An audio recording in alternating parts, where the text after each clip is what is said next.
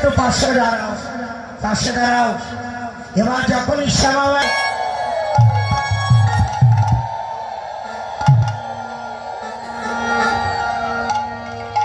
পরিচয় করিয়ে দেই, রাধারানীর ননদিনী। আহারে,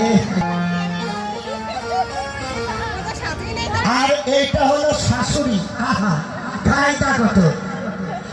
যখনই দাও বনে প্রবেশ করেছে, সরিয়া গোবিন্দ বন্ধু ইন্দ্রমুখী বের হইল বিবাদিনী ননদীর সঙ্গে।